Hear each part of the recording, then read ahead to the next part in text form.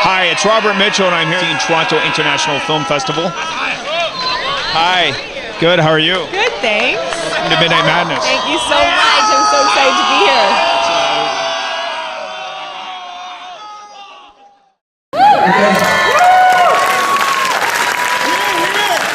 You guys are going deep inside a beautiful young woman.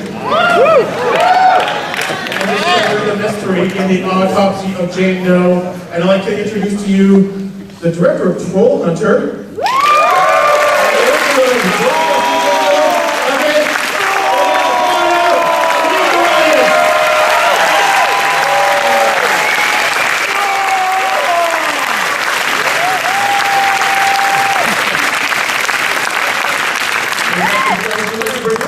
Oh, absolutely.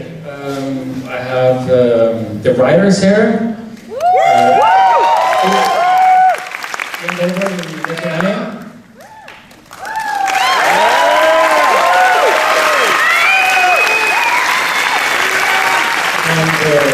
one of the producers from Goldberg, who also produced all.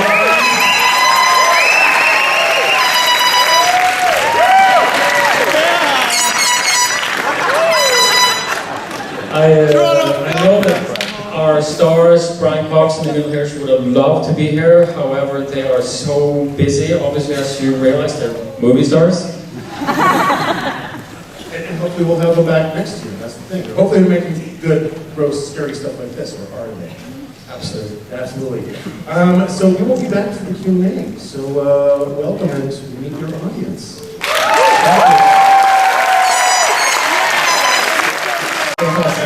And I heard about you guys for years. We dreamed about having this crowd for our movie to premiere. This is the world premiere of the movie.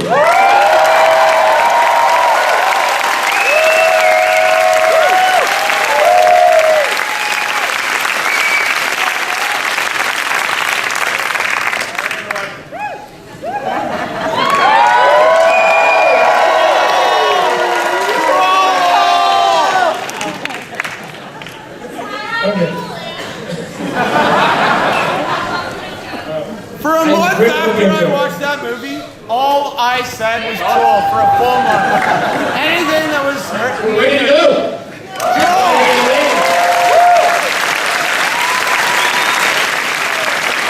Kuplowsky, I'm Colin Getty's programming associate. Please put your hands together for the director and writers of The Autopsy of Jane Doe.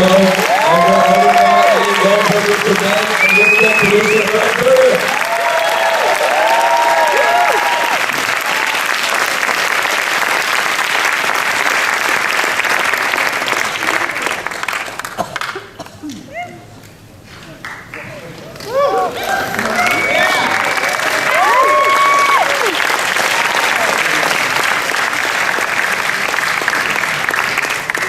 So I gotta just start off. Where have you been? I love Troll Hunters, and what was the journey to arrive that took you from that film to this one?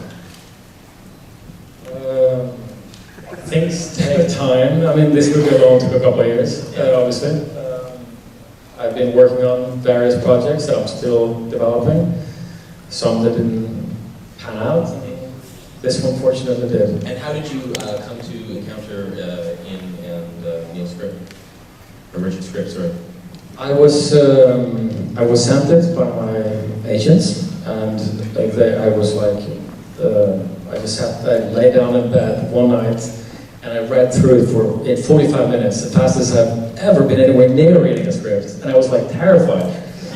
And I was like, I have to do this movie, and I called the producers and pitched my way of making it, and fortunately they liked it. So, but it was like the most awesome read. It was so scary. And to the writers, where did this idea come from? Because I think it's a great premise to sort of contain a story to a single location, and specifically have a mystery play out across a human body. I think that's a really neat idea. Oh, it was autobiographical. It was a really dark night Richard and I had together. For me. No, but I mean, that was kind of what inspired us too, is we love the idea of doing something really contained, limiting ourselves to one location. We always knew sort of the core idea was we wanted to center a story around an autopsy, and then as we started to research autopsies more, just this idea of the deeper you cut, the more you find out, and we wanted that to apply emotionally to the father-son story as well. And, being, just lovers of the genre, you always see scenes set in the morgue, scenes with the coroner, but it's always just the scene. And so we were like, there's something there that's fun that we can explore, and it just seemed like kind of the perfect setup. In terms of research, did you guys get to observe an actual autopsy? Also, André, with you as well? Unfortunately, I didn't. I tried a couple times, but it was pretty tricky to get in. Very sensitive in Europe. I think it's easier in America. Go for it. We didn't see an actual autopsy in person, but we did go to the LA County morgue.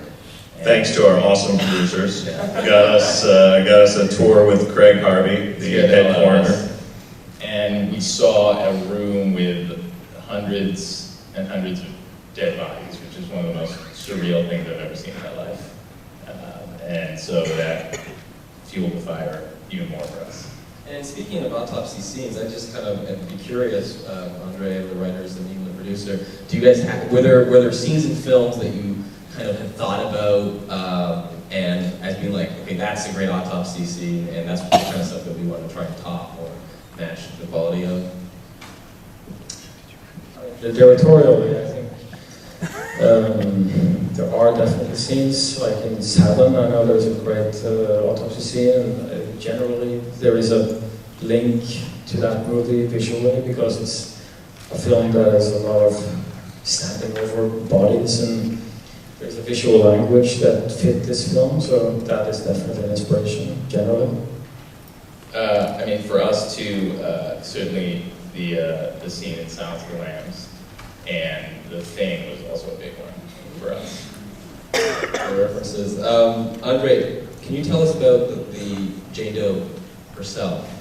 How that effect was achieved, both as a combination, I'm assuming a combination of an actress and a prosthetic? Yeah, most of the time it's the actress, Owen Kelly. And in a lot of the shots, obviously when we're really tearing her apart, it's obviously prosthetics. But it's a combination of sometimes layering her on top of the prosthetics again in post-production. And it's like every conceivable way of working with this has been used in the film. It's an extensive amount of special effects work. Multiple sort of variations of the cadaver, or were you working from one sort of? Well, I just know that sometimes when you make movies, you can only afford like one thing, and if it goes up in flames. It's true. For the flame sequence, we actually burned a black doll, and then we layered the prosthetic version, and then layered her on top of that again in post-production, and then layered more flames on top of that again. Okay. So it took like months, literally, on our budget level. Wow. All right, do we have questions from the audience? Right there. I just wanted to ask about the soundtrack and specifically the Sunshine In. The questions about the soundtrack. Was that a song from the script? When did that song enter the... I'll speak to that a little bit, because my producing partner, Eric Garcia, who also wrote Matchstick Men, is an accomplished writer in his own right. He's a twisted fucker, and we needed a song. Ian and Richard knew there was a song that had to come on the radio. We couldn't find which one, and he immediately, within 10 seconds, sent us an MP3, and that was the song. But it was with like the Chipmunks singing, so it was like 10 octaves higher and a little bit faster, and it was in the script and it never changed. And then we shot it and set it to that, and then we had to go get the rights to it. And luckily, we commented to it after a year of persuading. But it's all Eric Garcia. Other questions? Yes, right there. To the writers, why the decision to deprive the protagonist of any retribution and instead make him a victim along with like all the other potentially countless Why? The question was about why our heroes aren't able to achieve any retribution and thus become victims in the cycle of Jane Doe. They tried. I mean, even though they didn't survive, they died valiantly. I mean, also, I think for us, as we were writing it, we started to realize that it was really a movie about victimization in a way, and so to transform the protagonists into victims as well and have them truly feel the way that Jane Doe had felt her entire existence was really important to us. Do you feel, as writers, and also André, you can speak to this too, that they got the furthest that anyone else had ever gotten in terms of understanding the situation? I would say so, yeah. Us too. What I'd say is we always talk about the movie as a feminist film. The antagonist becomes the protagonist in a way. Do we have other questions from the audience? Yes, right back there.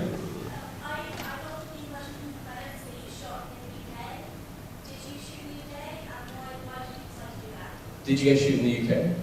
We did shoot in the UK because it's the furthest place from the financier, so there's less creative notes.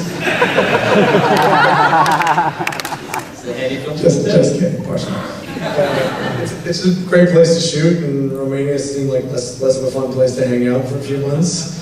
And the real reason is honestly, there's a lot of genre movies that are made, and we approach the script from a place of how can we make a genre movie that hits all the beats, that gives all the fun, scares, and thrills that hopefully you guys felt today, without feeling derivative and felt a bit more original. So part of that was let's go shoot a movie set in Virginia, but shoot it in London and bring an art house crew. Our DP shot Pride and Prejudice and Bodies films, and all our crew had never worked on a horror movie before, and so they brought a different edge to it, a different perspective, and I think hopefully, and that was a big part of working with André, we felt incredibly lucky as fans of his first film, and also his approach to cinema felt much more, how can we make a beautiful, tense movie as opposed to a horror movie, and we hoped that then it would be scary and effective, and so London was kind of a weird part of that philosophy, and hopefully it paid off.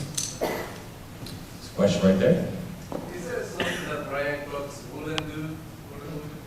Was there, the question was there anything that you asked of Brian Cox that he said, no, I'm not going to do that? Yeah, actually there was, but turn off your phones.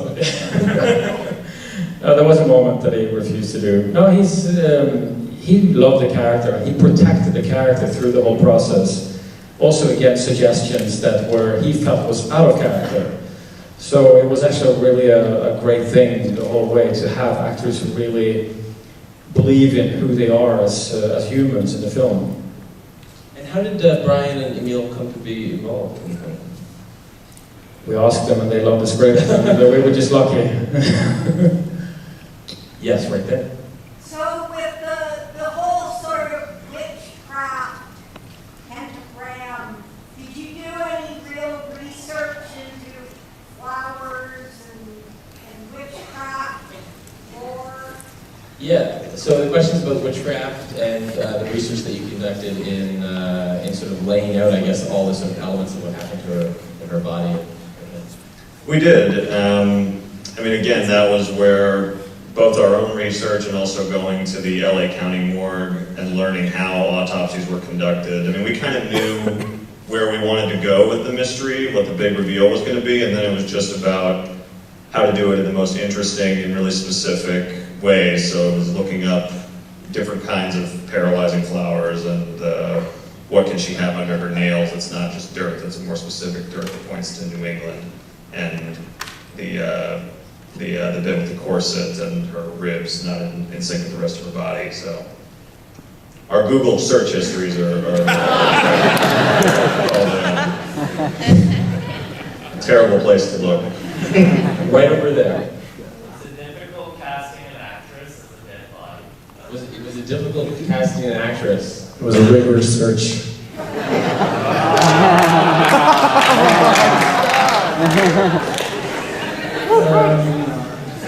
Well, yeah, I mean, she has to portray a lot of things without actually doing anything. She has to be kind of scary, you have to feel for her. She has to be ethereal in some way. There are so many requirements without actually without her being able to perform anything. So to cast her in theory was quite scary, but then our casting director, as soon as we put out the description, she said, I know who you want. And she lives right next door to me. And it was the first girl I interviewed in an office, at the production office, and it was like, it's her. And I interviewed tons of girls after that for the same part, but it was always her. So in a way it was actually easy. There's all these really sort of subtle facial expressions that she makes throughout the film. I'm just wondering, in terms of directing them, what was that process like in terms of arriving at, like, that's the expression I want? It's so many details. We had like whole days where we were just shooting her face for different scenes and from different angles, and for hours and hours. Try to nail each moment in context to where she is in the journey, and right there. Did any creepy shit happen while you were filming? Did any creepy stuff happen while you were filming? I mean, I had an experience of coming in like 6 a.m. in the morning alone on set, and I was, I'm not really scared by the dark, but I walked up to set and it was like nobody there, and it was just this, where we were shooting the opening sequence with the burned body, and it was just lying there, and me alone in this huge storage facility with just that was really scary. Nothing else, nothing actually scary. It was just a really bad feeling. Thank goodness for that. And everyone, please give it up for the film. And another winner of the film from the Pst-Screening, the winner of the Award, everybody take it.